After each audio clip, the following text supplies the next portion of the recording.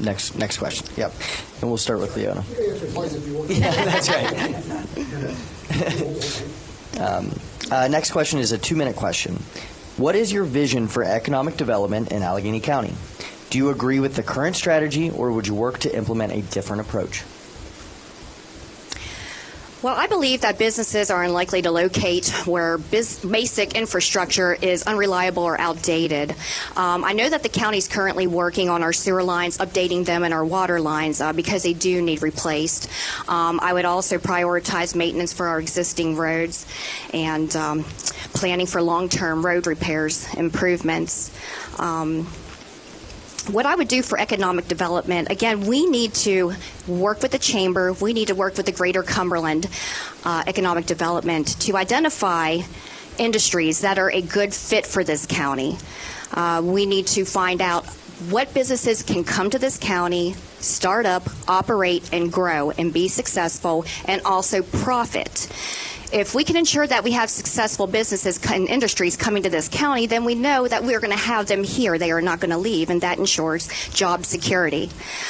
So again, just working with different partners in this county to try to get those businesses here to make Allegany County a desirable place to where businesses want to come to is going to be a priority. Thank you. Thank you, Leona. Dee Dee? Yeah, sure. I don't mean to keep repeating myself, but I'm going to. Again, I think that we need to update our county strategic plan and figure out what kind of businesses that we do want in this area. I know that Cumberland, a couple years ago, did a strategic plan update. I sat on the committee, and I believe that they wanted to attract businesses that had like 25 people or less. I mean, is that the kind of business we need here? I don't know. But again, updating that plan and hiring a consultant that really knows what they're doing and really knows what the needs are around here, that's imperative, and I want to do the plan right. I don't think you can just like willy-nilly businesses into the area, and I think you need to work with other state agencies, other people that know what they're doing to attract businesses, and think you need the amenities. Again, like the River Park, what they did downtown, the Main Street programs in Frostburg, Cumberland. I think you need to think about Georges Creek and helping to revitalize that area. I mean, the focus can't just always be in Cumberland and Frostburg. I mean, there's got to be some work done down in Georges Creek. They desperately need it. And I just think that we all need to work together and come up with a great plan to do more, and to work with the trades, and to work with workforce, to work with the university and Allegany College. Everybody needs to be involved in that. Thank you. Thank you, Dee Dee. Bill? So we are following our economic development plan. There have been several done over the last few years. As Dee Dee said, City of Cumberland has done one. Frostburg did one in conjunction with FSU. The county has done one. And as I said before, we're working with the Chamber on looking to update that. But all those plans said the same thing. We need to focus on smaller businesses and more of them. So upcycling was one of the things that was brought to us. We have done well in attracting 2 different companies that are doing upcycling, and with a third one coming on board later this year. We need to do more with outdoor manufacturing and small jobs that way.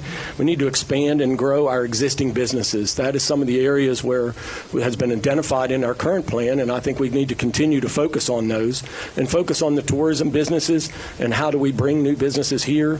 Everybody looks at tourism as their great amenities, and they are. They have the River Park will be great for us as citizens to use. It will bring in tours, but the part that everybody misses on economic development and tourism, and I'll give you the example of Will's Hotel. The reason that boutique hotel is being built here is that gentleman owns a boutique hotel in Ohio. He rode the Great Allegheny Passage. He came to Cumberland and said, I've always wanted to open up a second one, and I finally found the destination of where it should be. That's the economic development side of tourism, and I think we need to hit on that a little harder than we do currently. But I think those things are things we need to do. I would rather try to attract 10 businesses that hire 50 people than one with 500. I think we can grow them, and they continue to stay here once you grow them within the area. Thanks, Bill. Seth? So again, economic development, centralized, inclusive economic development model. But also, in conjunction with that, the private sector. Sorry, let me go back. We need to be more business friendly when it comes to economic development. So the private sector deserves a strong voice at the table where their needs and visions can be incorporated with that of the government. Answers for solutions to questions around permitting. And we also need to get better at emphasizing our small businesses, because as much as we do, our large recruitment of chains and manufacturers, I think we often fall into the trap of focusing on these large manufacturers and chains. I think about the $2.8 million that we gave to Longhorn Steakhouse. How many small businesses in our community could have benefited from that chunk of money going toward loans or grant programs? So, our Main Street communities are just as important to our overall economic development because they are the foundation of our local economy. So let's reward the ones that have been with us for years and nurture the ones that are in their infancy with whatever support we're able to give. One thing we do well, that the county does do well, is around our permitting process. I've had conversations with a few people who have recently opened up businesses, and one of which it's some sort of spa, but they have one open up in Frederick County and one here in Allegany County. They said the permitting process is night and day between the two. Whereas in Frederick County, for example, they spent thousands of dollars. It took months to get the permitting process done. Allegany County here, it was so quick. The permitting guy at the county was so responsive. So my point there is, let's capitalize on this sort of thing. Let's shout it from the rooftops into the eastern end of the county where they struggle with these issues. Thank you, Seth. Creede? Question, please. Yeah, sure. What is your vision for economic development in Allegany County? Do you agree with the current strategy, or would you work to implement a different approach? Well, it'd be kind of hard to disagree with the current strategy. Listen, regardless of what people think, no one's kicking the doors down to relocate or build in Allegany County, and if you think that, I'm very, very sorry. And if I had the 100% answer to this question, I'd be extremely wealthy, because that's been a question that's been asked since I was a kid. And that seems like that's the point of every election since I've been in the late 60s, early 70s. The only thing you can do is try. And Bill Valentine sitting up there can sit and tell you this. We was out of town on a Wednesday when we got the call for Webster on. Webster moved here. They've been a fantastic partner. They're growing and growing and growing and continuing to grow. They're just did some more up Frostburg. But, there's not one brush that's going to paint this fence with one broad stroke. And I hope that the goal of economic development is always to do better. But the county is full of plans. The chamber is full of plans. When BSI came here, a tech company, is where the future is going to be, by the way, regardless of what anyone says, it's going to be in technology. And I got to talk to Gene Silverman. What brought you to Allegany County? It wasn't the plan. It was the atmosphere. It was the people. It was the way of doing business. So that's where, if we're going to improve, that's where we need to keep improving and draw more people like him this way. So thank you. Thank you, Creede. Dave? Thank you. I was going to add that the county, through Invest Allegany, poured millions of dollars into downtown. To say that we didn't buy in or weren't involved is inaccurate. But the other part of that was it leveraged private dollars greatly. So there was a significant investment in downtown. The $2.8 million was economic development money. It was used for economic development. It was used for site preparation. We do it in Mexico Farms. We do it in Barton Business Park. We do it in Frostburg Business Park. We have the pad sites ready for a tenant so they can locate and have sites that are shovel ready. As far as improving economic development, I'm always in favor of ways that we can improve. We can always do better. I know a lot of the people here, we've worked together over the years on various different projects. And, 10 years ago, we didn't have that relationship. It was closed door, no communication. I think some of the times that we talked to our representatives were at the end of the year before they went to session. There was no communication. That is not the case now. Any of the mayors reach out anytime. We talk to them all the time. We have a great working relationship, as has been mentioned. We are now siting on Frostburg redevelopment. So we're taking it one piece at a time and doing everything that we can to keep it moving forward. Thank you. Thank you all. We will have 1 minute for the next question. We're starting with you, Dee Dee. The county has several properties owned by absentee landlords who do not invest in their own real estate. How would you address these issues when it results in the loss of amenities and critical services? Well, I would get an inventory of all those properties and find, I don't know, some way to tax them and make them redevelop their properties. I think it's crazy with taxes because I think the people that keep their properties nice get taxed more than the people that vacate their properties. I think it should be the opposite. And I think that, I'm sorry, but I just think that would help this area. I also think like bigger sites like the mill property, that it's not sitting vacant, but it's just sitting there. And how long has West Waco been out of business? And where's the work? I mean, that's why we came up with workforce development. That's a huge property. They need a bunch of businesses to grow their economy down there too, and I don't see any progress at all.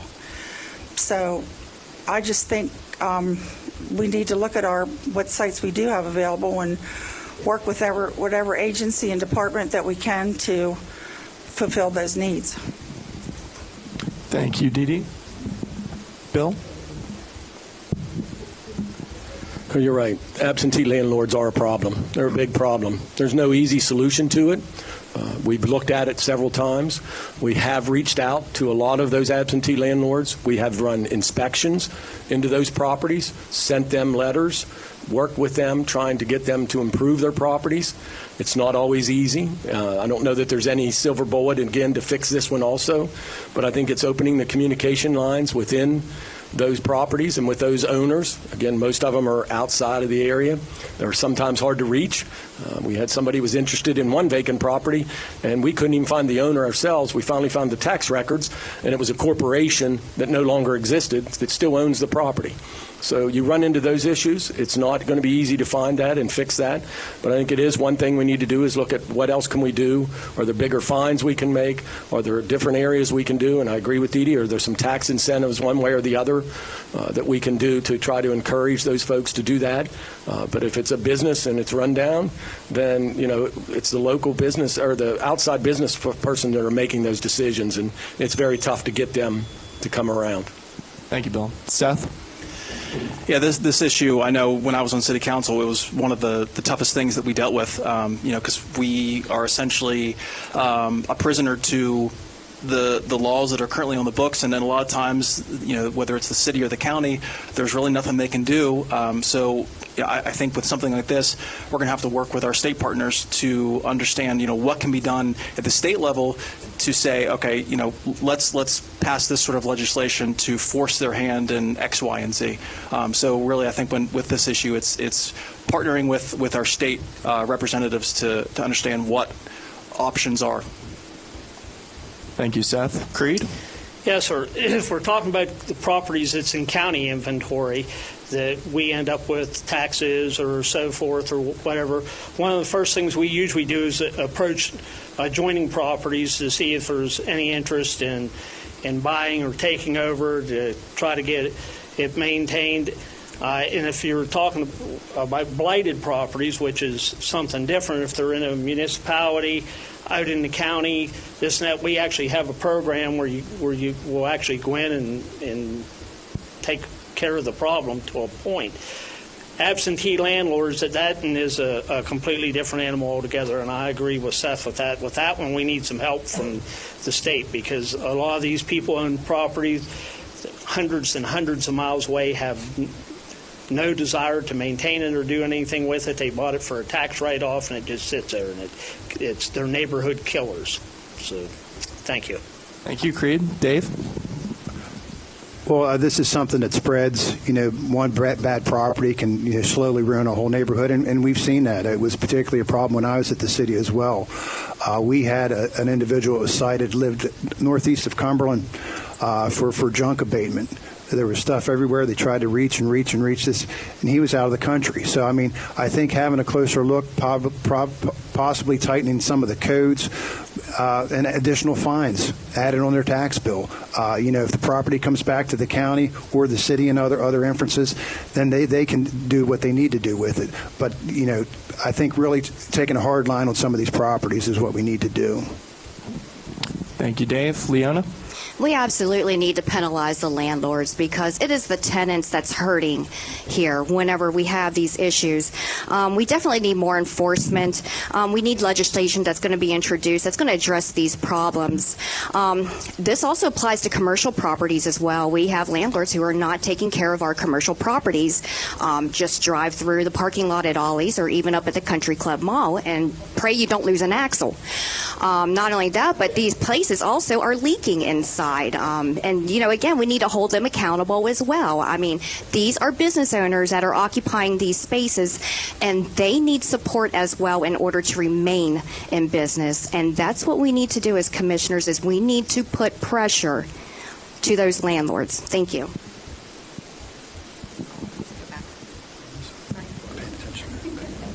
All right, moving on to our next question. This will also be a 1-minute question, and this time we'll begin with Bill. The county has faced a lot of scrutiny over the past couple of years related to budget and the issue of emergency services. Yet we all realize that public safety and emergency services in Allegany County cover a very wide geographic area. As a commissioner, how do you balance these resources and ensure that all parts of our community receive adequate coverage and that their needs are met? Well, I think what we have done in the last couple of years with redeveloping our EMS system, putting different folks in charge, working towards having that accessibility of the 10-minute recall to somebody's emergency. We have set those up in various strategic places around the county. So I think we've touched on that. Budget-wise, that's going to continue to be an issue. The biggest issue we have with our budget is the state mandates that are unfunded and the state that keeps pushing more of their budget down onto the counties. We currently pay 90% of the state assessment and taxation office, which we have no control over whatsoever. So I think part of it is how do we continue to provide those services within the budget and within what we can and can't do. Whether that requires more of a little strategic moving forward, we'll have to look at that, but continuing to press the state to quit pushing mandates onto us that are unfunded and continue to push the state back when they keep trying to push more money down on us that we have to take care of the state problems. Thank you, Seth. Thanks, Julie. Can you repeat the question? Of course. I'll cut it short just a little, first time. Public safety and emergency services cover a wide geographic area in Allegany County. So how do you, as a proposed commissioner, balance these resources and ensure that all parts of the county receive the adequate coverage and that their needs are met? Yeah, so I think the best way to ensure that our public safety officials have what they need is through economic growth. And, I'm not going to rehash what I've already said around that, but I mean that's going to be the biggest tool that we have in our belt is ensuring that we focus on economic growth, because without that we're going to lose our ability to ensure public safety in the area, and without that people are going to move, people won't come here.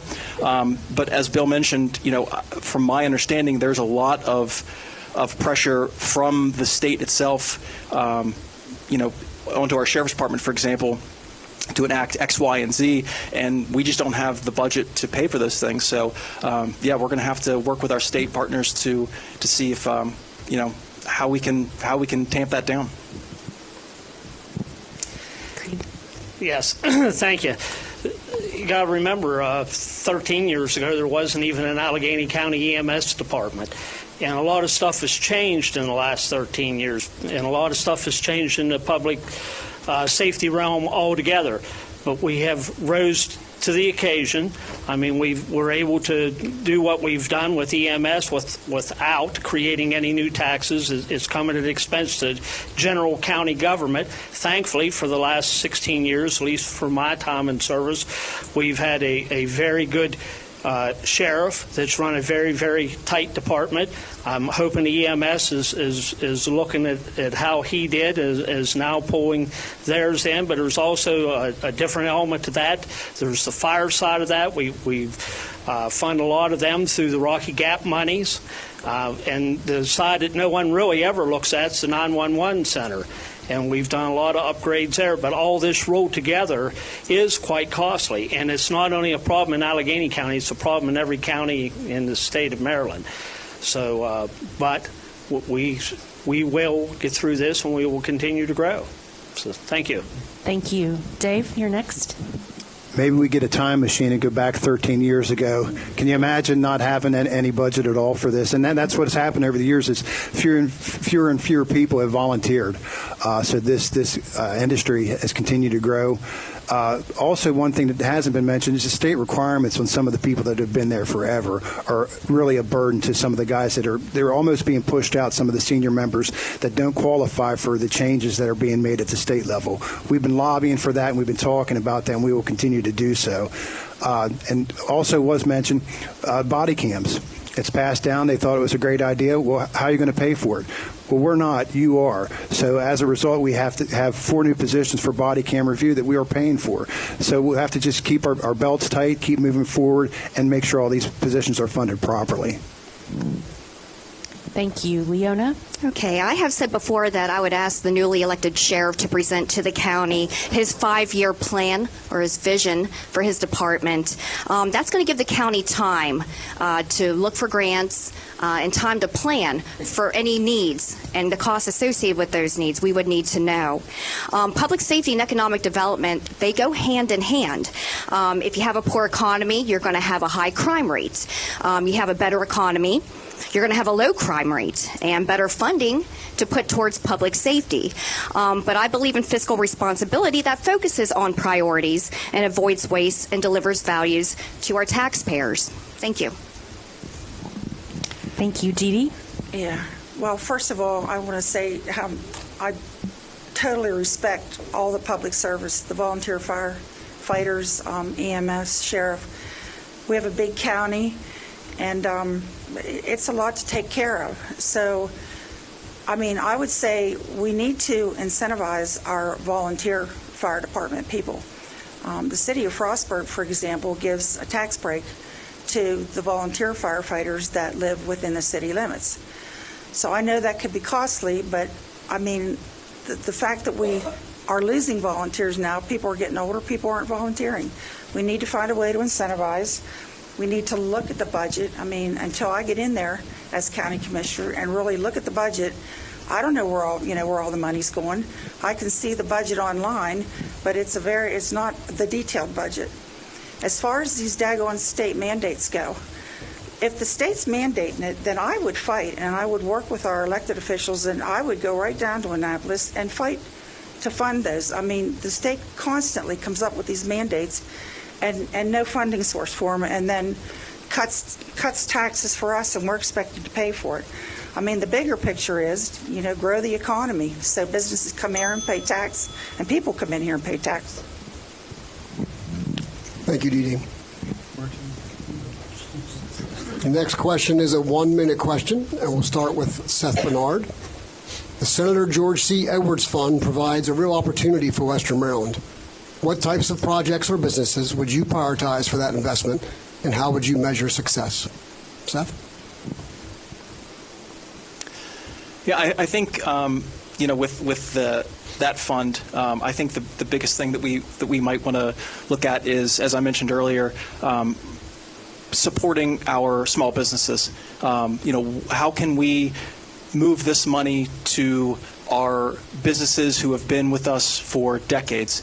Not just recruitment of chains, but really, enriching the ones that make up our Main Street communities, because again, the Main Street communities are the backbone to our economy, and the younger generation, they don't want to shop at a Panera or a Chipotle. They want to go to a mom and pop coffee shop or whatever. So let's incentivize these kind of businesses to thrive, to come here, to stay open, because those are the ones that are going to bring in the recent graduates from colleges, or keep the ones that are here instead of forcing them to leave because there's nothing to do. Thank you, Seth. Creede? Absolutely. Business incentive is what the fund was set up for. And so far, I believe it's been pretty successful. So what I'd like to see is I'd like, well, we need to target something where we can get a real bang for your buck. Listen, all this stuff about economic development, if it don't produce employees and make a tax base, then it's all for nil. So that's what the George Edwards Fund was set up for. That's where it needs to go. We just have to figure it out and get a good list of projects, which we always have. So thank you. Thank you, Creede. Dave? I think continuing, I'll also add that I had been a member of the fund since the beginning. The initial plan, I think, included amenities, job creation by the number, tax base, and other variety of variables that bring different things to the county. There's not one fix that's going to make everything better all of a sudden, but I think looking at ways to expand your tax base and create tax dollars, that rolls down to the county and creates more jobs and more economic assistance. I think also having a to-do list, maybe enlisting the local colleges, Frostburg State University and Allegany College, to connect the dots, like we have with programs with BSI, that we have a workforce development plan, that the young kids aren't leaving the area. They're staying here, and they're having families here. They're living here. Thank you, Dave. Leona? We need to be proactive and identify target industries, as I said before, that are going to be well suited for the vacancies in our business parks and existing commercial structures. Those are the types of business that we need to look for. And when we're looking for these businesses, it's important that we take calculated risks. When the benefits clearly outweigh the costs, and when the community isn't asked to gamble more than it can afford, that's what we need to be looking at. Are we taking the right risks with the right protections for the right kind of growth? Also, one business that I think would succeed in this area would be computer components. I think that would be a good business here because we have the infrastructure and the workforce training to support that kind of tech manufacturing. Thank you. Thank you, Leona. Dee Dee? Sure. Well, first and foremost, we need to keep funding the George Edwards Fund and start to use it more. Again, I'm not real sure what the county's marketing plan is for economic development right now, as far as is it up to date enough to bring in the industry that we want to bring in. But I think to put it out there that we have the George Edwards Fund and other funding opportunities to attract people to come to this area, I mean, that's a big deal when you're giving people, I don't know, 80% of funding to open up their business and attract various employees. It should be for big business, and it should also be for small business, because it's like Commissioner Atkinson said, businesses come to this area because of the Great Allegheny Passage, because of our outdoor recreation assets, quality of life. It doesn't cost as much to live here as it does anywhere else. So we need to continue to support local business and attract new businesses with all these different funding opportunities. Thank you. Thank you, Dee Dee. Bill? Repeat the question. The Senator George C. Edwards Fund provides a real opportunity for Western Maryland. What types of projects or businesses would you prioritize for that investment, and how would you measure success? So I think we would continue to use it as we have in the past. It's kind of a twofold program. We do use it for small business growth. Queen City Creamery, Will's Hotel, Base Camp Coffee, 1812, they have all received funding to help grow their local business, which is what we're trying to do. How much can we help grow these local businesses? So we do invest in those. We also invest in some of the larger industries that are coming here. That's what the funding was for. It has to be tied to creation of jobs. That is the number one criteria for using that funds. So how do you create the jobs? But the bottom line comes down to what is the return on investment, not only for that business, but for the county itself. And both of those have to match up. And our economic development folks do a very good job of keeping us informed of what business and industries they feel are a return on investment and how much money we should invest in those businesses to make it fair for both the county and for the business that's coming to our area. And those businesses that have moved here in industry from outside of our area can't say enough about how fair we have been in putting together a package deal and all the different programs that we have in creating those jobs and creating the new industries. Thank you, Bill. This is a 2-minute question, and we'll start with Creede. Yes, sir. Population decline puts pressure on the county's tax base and its ability to fund services. Outside of traditional economic development, what would you do to make Allegany County a place people choose to stay or move to? Wow, that's really another age-old question. You know, the good thing is it does, population decline does put a little bit of a strain on tax base, but the good thing is in the last 16 years, our tax base has actually grown from about $4.3 billion to about 4.6. So population decline, you know, I'm dating myself a little bit here too. When I was in school, everyone that I went to school with either had 2 or 4 or more brothers or sisters. Most people have limited the children. To get people to move here and stay here, for one, I'm really going to go off record now. The negativity in this area sometimes just baffles me. You know, if you travel out of town and go somewhere, everything is nice and light, and it's friendly, and I come back home and I wonder sometimes what in the world happened here. Everything here that is so good and is happening every day, and this is a great place to live, and that's not what people focus on. They focus on the bad all the time, and that's what they bring to light. And when I get people to come to visit me, that's the first thing to say, this is a great area, till you go somewhere. Till you go out, and why is that? And I said, I have no idea. That's one thing I wish I could change, and I wish I knew how to change, because if we could get that stigma out of the way that there's something wrong, this problem will take care of itself. So thank you. Thanks, Creede. Dave? As I mentioned before, I think continuing to build the working pipeline, the workforce pipeline, with the local university. So that's one aspect. You have fewer younger people leaving.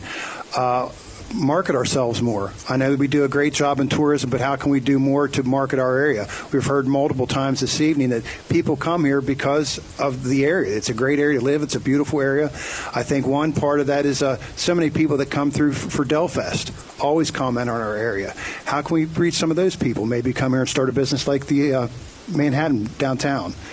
We need to advertise more of our incentives. I know that we have things that we put out periodically. How can we do it more for advertising our pad sites, that we have shovel-ready industrial sites ready to move? So I think expanding on those ideas, I think we could get somewhere. Thank you, Dave. Leona? All right, thank you. So my question would be, has anybody ever asked anybody that has left the area why they left and why they don't return? This hits me personally because that would be my son. He left this area whenever he graduated from Frostburg State University. He now lives in Virginia, and he has told me repeatedly, Mom, I will not come home because there is nothing for me there. What he makes living in Virginia, even though the cost of living is much, much higher, he would not be able to make here and keep up with the cost of living in Allegany County.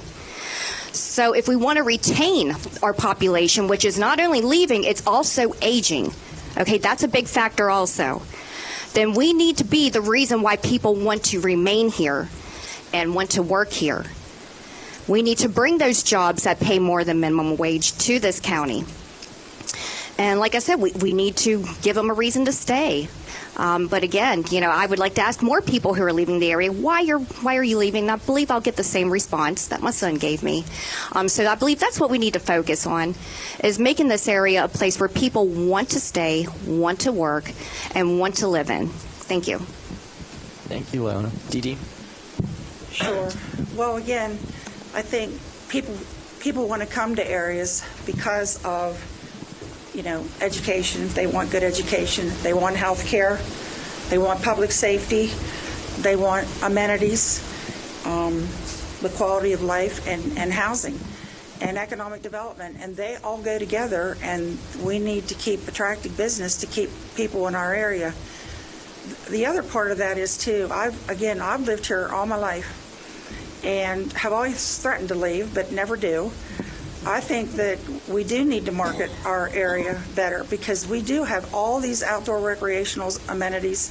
We're an hour away from, if you really want to go shopping, like to Morgantown or places like that. I think we're just located in a great place, and I think we need to market ourselves more to attract people here. And I think we need to keep doing projects again, like the River Park, what they did downtown, and keep our libraries open, keep our facilities open for people, and take care of our people.